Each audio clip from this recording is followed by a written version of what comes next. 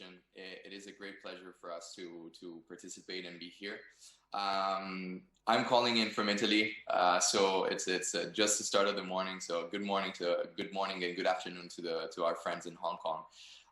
It is a great honor for us to be here, talking about the way that blockchain is going to impact and what the work that we're doing at F-Force and the way that blockchain is going to impact energy efficiency. So starting from the first points, about energy efficiency and what this market is. It's very important to talk about energy efficiency, because one of the key issues that we have in our century is global warming. Global warming is an issue that we have to face, and we have to start finding solutions. As distinguished guests have already discussed, having long-term solutions is very important. And so the way that we're trying to tackle this is a bit different from classical institutional and financial instruments.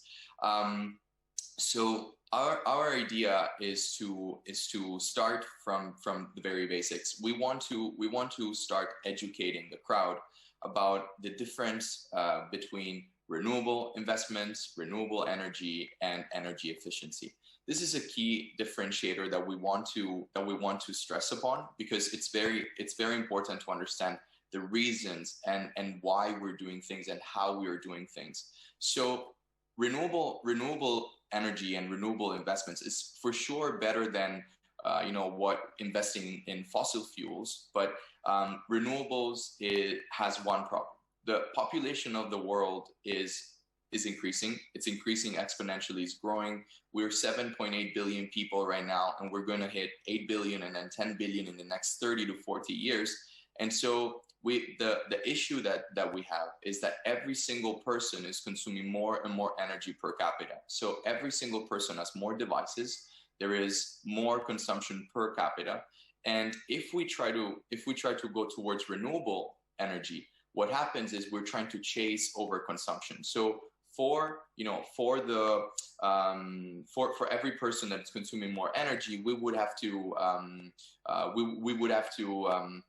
increase the capacity of production. So we have to put more solar panels, we have to put more wind turbines, more hydroelectric power, and this is a cycle that never ends. On the other side of the spectrum, when you go and look at energy efficiency, what effectively it's basically taking a system, breaking it down in smaller pieces, and each single piece of the puzzle can be upgraded, can be improved, and can be improved technologically. So by making structural changes, even small, we could improve the efficiency of the system by enabling everyone to have a system that consumes less energy by default. So one simple example that we will look into is a relamping project, which effectively means taking a light bulb, for example, like the old incandescent light bulbs, and changing it with LED lights. Going from 100 watts per hour to 10 watts per hour. It's a huge cut of consumption by design.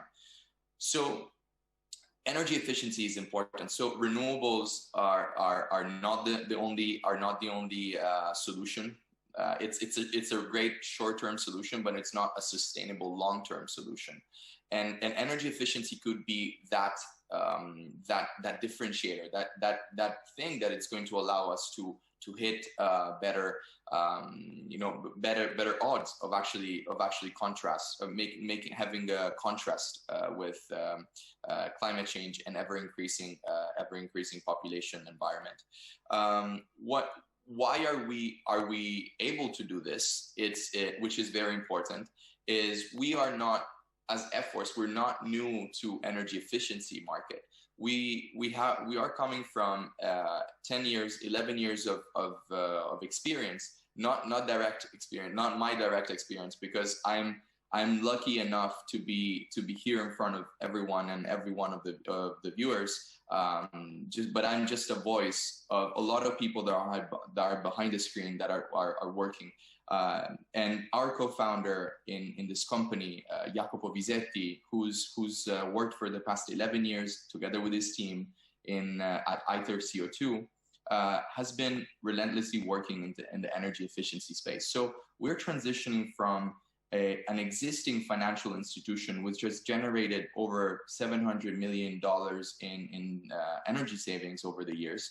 And we're transitioning from a classical financial institution into a more disruptive and a more comprehensive environment enabled by the blockchain. So what we are trying to do is with F-Force is create an ecosystem where we can bring ESCOs, which are licensed entities. They're called energy service companies. We bring ESCOs in an environment where they can finance the pipeline of projects that they have. So energy efficiency and energy service companies are effectively engineering and construction businesses, which are their own target is to work on projects, on companies, to make them more efficient. So ESCOs are certified. They are companies that have to have certain standards. It's not everyone can be an ESCO. So F-Force creates the environment for these companies to come on board and to bring their project pipelines. What we do it's also enable these companies to easily finance the pipelines, because what happens is we want to create a win-win situation between what the ESCOs are doing and the contributors on the other side, because financing projects, it's something that we will see later in the conversation, but financing projects for ESCOs could be also cumbersome, because up to a certain point, credit, financial institutions will give you credit, and they will allow you to do projects, but above a certain level, it will be difficult for an ESCO to because they're already over leveraged. It will be difficult to do more projects. So this is a key issue why we built F-Force at the beginning, because we wanted to break the boundaries. We wanted to allow this ecosystem, which has huge potential to support the combating of climate change. We wanted to expand that, and we wanted to open that boundaries and take away all the structural difficulties, because it's not just expensive for ESCOs to act on a project, to build a project, because you have to create an SPV, you have to green bonds, and it's very complicated. It's a very complex structure that it's heavy, and so we're trying to make it lean and allow the disruption of the blockchain and the token-based economy to break the boundaries and allow accessibility into this market. So what we have, this is an extraordinary market. The possibilities in this market are huge. If you just go, and I urge everyone that is watching this stream, I would just urge everyone to look at the International Energy Agency data. Just go to IEA.org. The IEA is a United Nations body. It's super governmental. It's intergovernmental. It's not. It's non-for-profit, and so that's the data that you can find on the IEA is very clear, and it explains a little bit more about the reasons why digitization of energy efficiency is important, and how data-driven decisions is actually impacting the way that we are targeting climate change toward using energy efficiency investments. So it has a huge economic value. The market is a market that has it's worth $250 billion a year. if we look at the amounts of investments that are getting into the space, into energy efficiency every year, it's about 240 billion a year. And with a growth of 10% per annum. So it's a market that it's exploding, it's expanding really fast.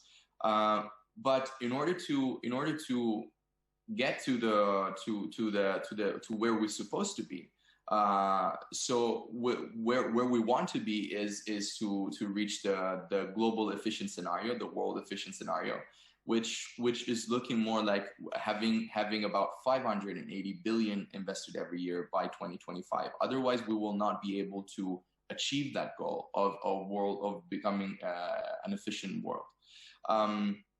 In order to do that, we had to look at the problems that the system had today.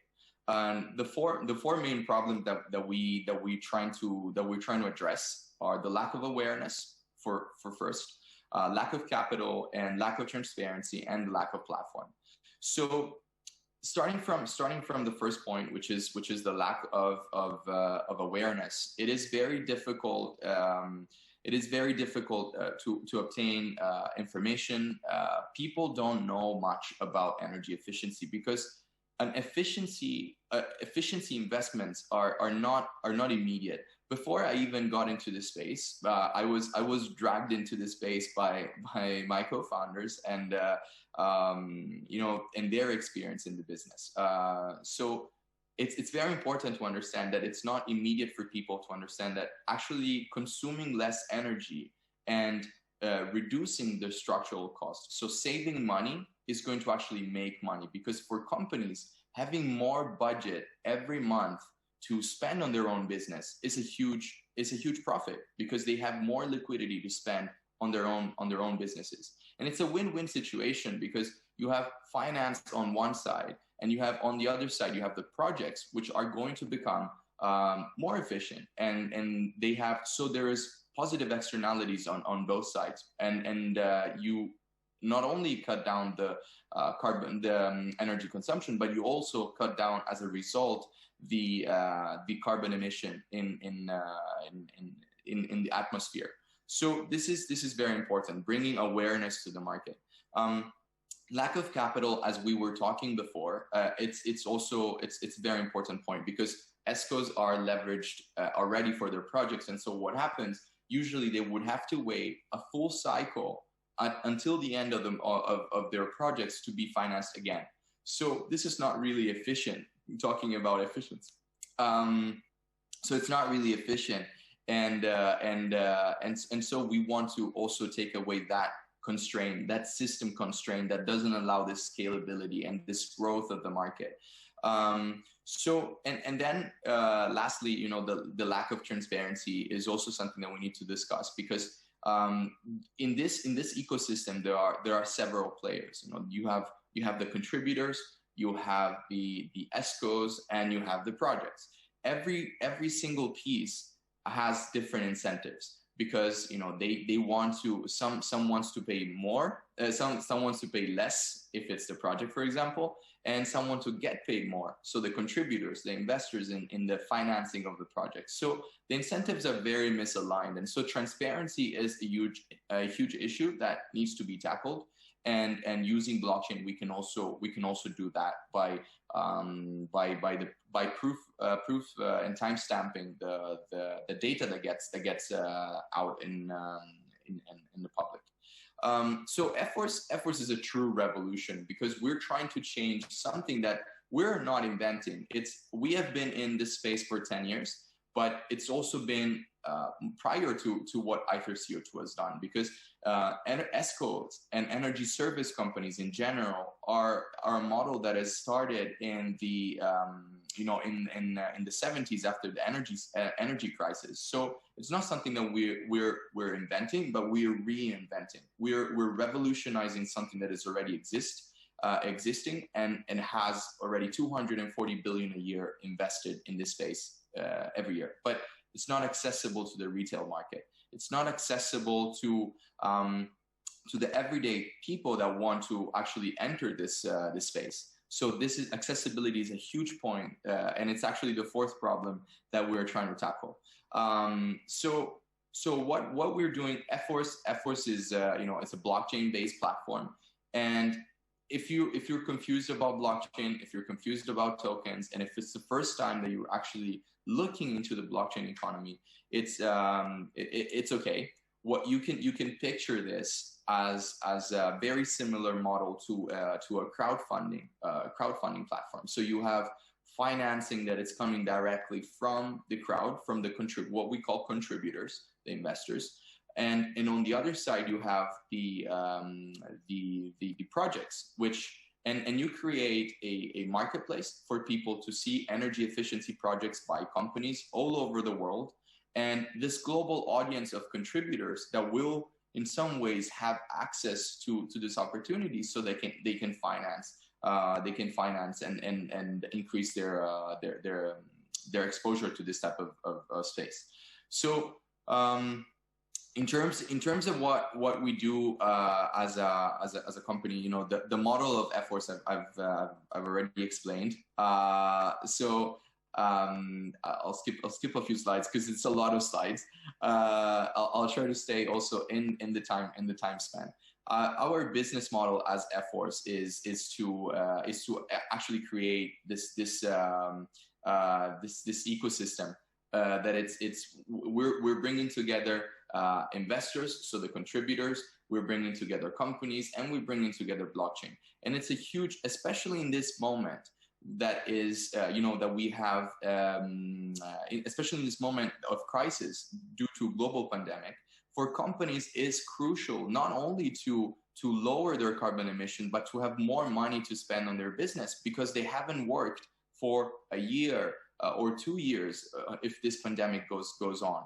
Because so becoming more efficient has many positive externalities that we described, and this is the reason why we're doing this. We enable companies to become more efficient, have lower impact on the planet, and also becoming more sustainable long term, have more cash to invest in their own products, and that's our own that's our own business. And I am I think I'm very close to the end. So what I really wanted to stress upon is the fact that energy efficiency is a market that everyone needs to look into and consider. And using blockchain is a tool, and using token economy is a tool to get exposure to this market and start contributing to actually having a meaningful change on the planet. And thank you so much for watching this. I will ask the MC to send the video of our last video, and it's the incorporation day of our Maltese entity, and we are honored and very happy to be here. Thank you so much for watching again. Thanks.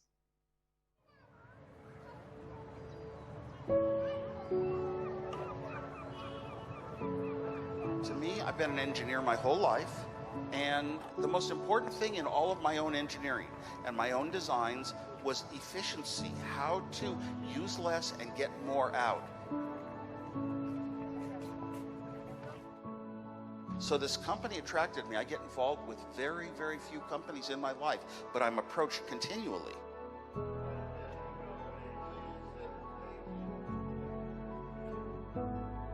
And I joined this company for the right reasons. That first of all, they're into efficiency. They're providing efficient techniques for ongoing businesses. If we can get done what we do and use less energy, it's good for the environment. So when I encountered F-Force and the idea and what they were already doing, it came close to my heart, and that's why I was willing to join them.